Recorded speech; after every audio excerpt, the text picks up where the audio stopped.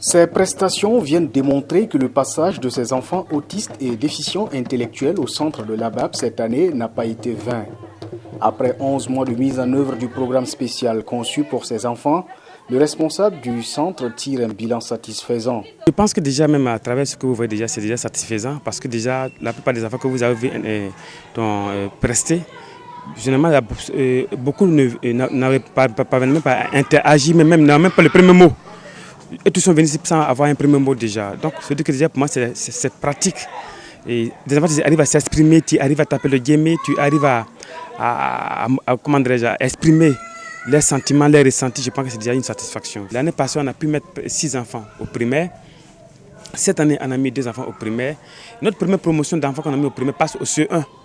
Et ce qui est beaucoup plus satisfaisant, évidemment, en fait, on s'est rendu compte qu'en classe de CP2 l'année passée, le premier et le deuxième des classes, ce sont des enfants autistes et déficients intellectuels. Donc pour nous, déjà, c'est un résultat visible et c'est un résultat beaucoup plus qu'on doit forcément pérenniser. Le sourire était au rendez-vous ce jeudi matin au cours de la cérémonie de clôture de l'année scolaire. Des parents soulagés et fiers de leur progéniture apprécient à sa juste valeur le travail que fait le personnel du centre de l'ABAP. J'ai un enfant ici. Bon, il est venu cette année. Il est âgé de 4 ans. Bon, en tout cas, on rend grâce à Dieu.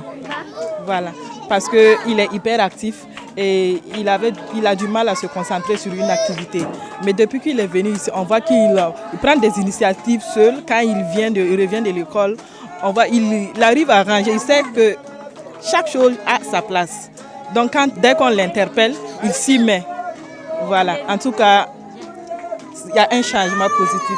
On a eu une petite séance de travail avec eux ici samedi, où il a été question d'organiser un mois de vacances.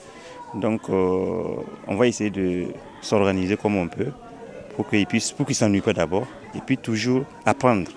Voilà, question de garder toujours son niveau et puis répondre en octobre. C'est en 2011 que l'association burkinabé d'accompagnement psychologique et d'aide à l'enfance a débuté ses activités dans le centre de prise en charge avec 5 enfants.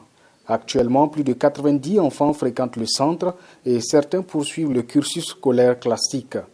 Cet accroissement de l'effectif présente d'autres défis aux responsables du centre qui nourrissent l'ambition d'ouvrir un complexe scolaire pour une meilleure prise en charge des autistes et enfants déficients intellectuels.